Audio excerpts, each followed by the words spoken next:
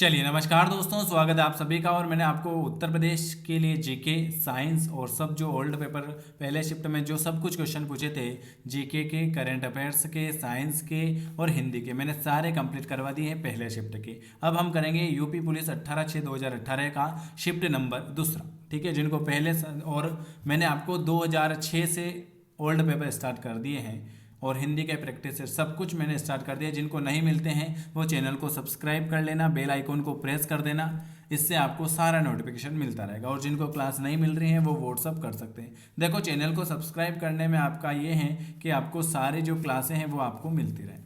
अब हम करेंगे उत्तर प्रदेश पुलिस कांस्टेबल परीक्षा का शिफ्ट नंबर दूसरा। जो नया है चैनल को सब्सक्राइब करके इस नंबर पर व्हाट्सअप कर देना। चलिए, पहला क्वेश्चन है, निम्न में से पंजाब का कौन सा प्रसिद्ध वाद्य यंत्र लड़कियों की कई छड़ियों से मिलकर बना है? Very very good.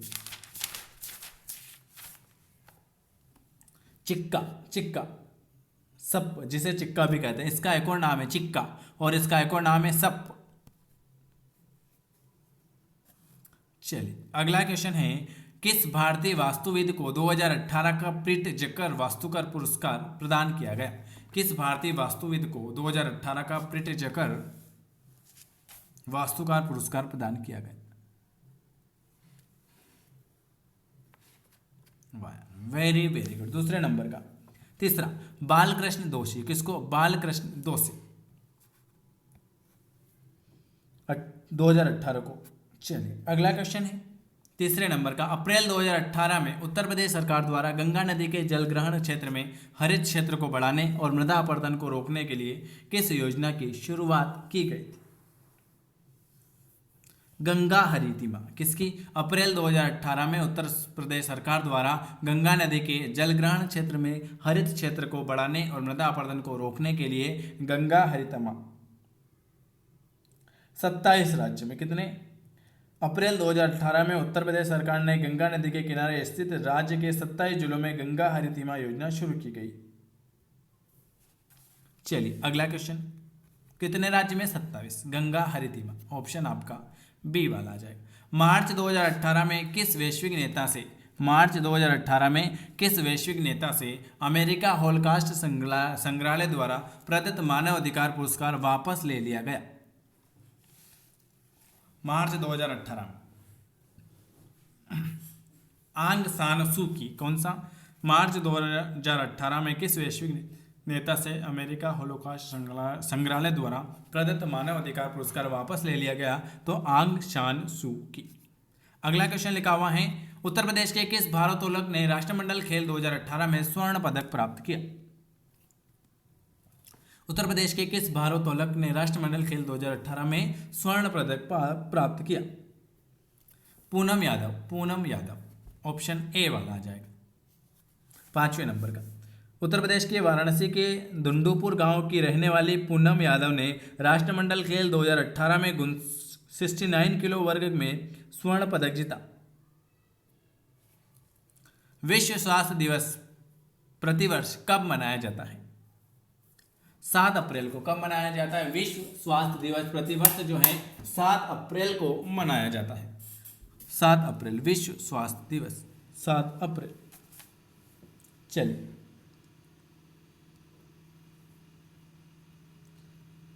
चलिए, अगला क्वेश्चन आपके सामने क्या लिखा हुआ है? अगला क्वेश्चन आपके सामने लिखा हुआ है कि अप्रैल 2018 में भारतीय सेना ने कार्यरत सैनिक, पेंशनरों और परिवारों की आवश्यकता के अनुरूप उत्तरवर्ती वेतन पैकेज के लिए किसके साथ समझौता ज्ञापन पर हस्ताक्षर किए? एमओयू पर हस्ताक्षर किए। भारतीय स्टेट बैंक, एसबीआई। मार्च 2018 में निम्न में से किस देश ने अंतर्राष्ट्रीय पक्षपात का हवाला देते हुए यह घोषणा की थी कि वह अंतर्राष्ट्रीय आपराधिक न्यायालय से निकल जाएगा? फिलीपींस। मार्च 2018 में निम्न में से किस देश ने अंतर्राष्ट्रीय पक्षपात का हवाला देते हुए? फिलीपींस। महात्मा गांधी के प्रिय भजन में से एक वैष्णव जन के रचयिता कौन है? नरसिंह मेहता। वैष्णव जन के रचयिता जो हैं नरसिंह मेहता है। और देखो इनके बारे में हम देख लेते हैं कि वैष्णव जन तो सबसे प्रसिद्ध हिंदू भजन में से एक हैं, जिन्हें 15वीं शताब्दी में गुजराती कवि नरसिंह मेहता ने लिखा था। इस भजन को महात्मा गांधी ने अपनी दैनिक प्रार्थना में शामिल किया था। यह वैष्णव जन के जीवन, आदर्शों और मानसिकता के बारे में बताता है।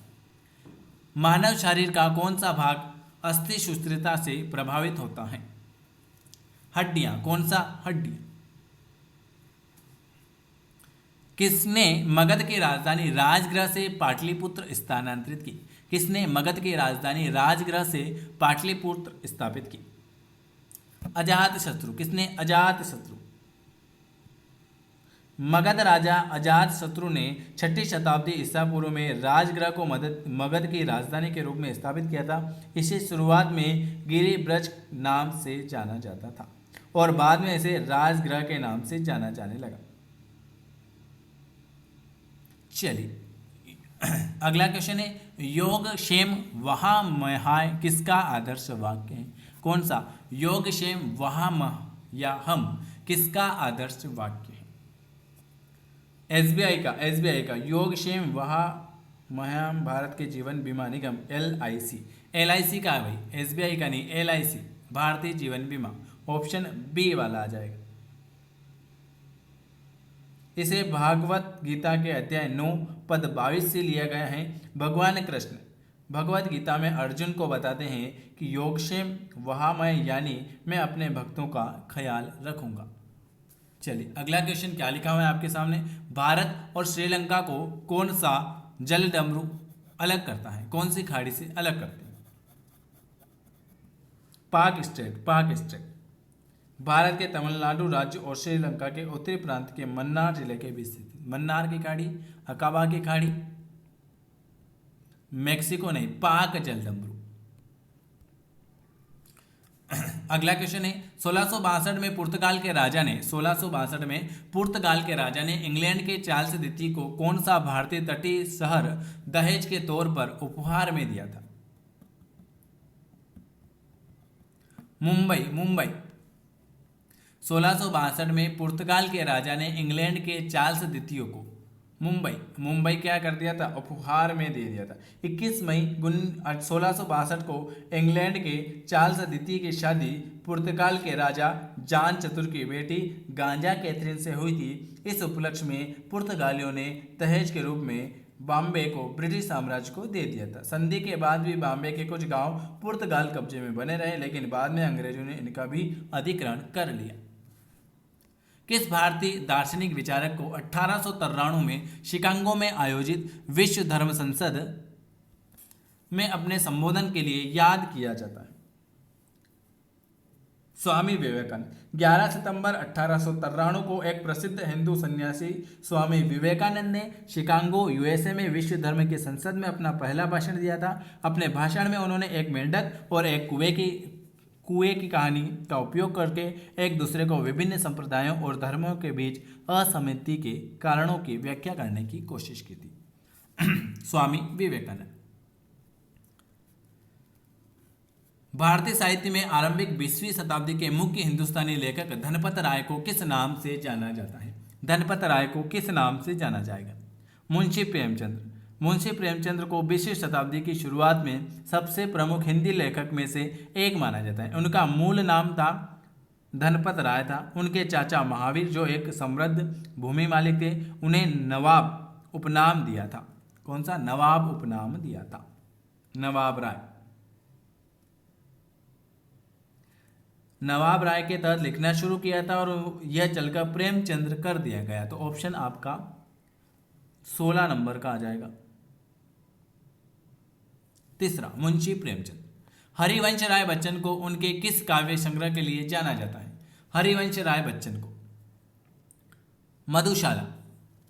मधुशाला हिंदी कवि और लेखक हरिवंश राय बच्चन द्वारा लिखित 135 क्वाड्रेंट की एक पुस्तक है। यह उमर खैयाम के रुबायन से प्रेरित उनकी त्रयी का हिस्सा था। त्रयी को मधुशाला और मधुकलश नाम से जाना जाता था। 20वीं शताब्दी के शुरुआती हिंदी साहित्य के छायावादी युग के मधुशाला एक महत्वपूर्ण कृति है। मधुशाला।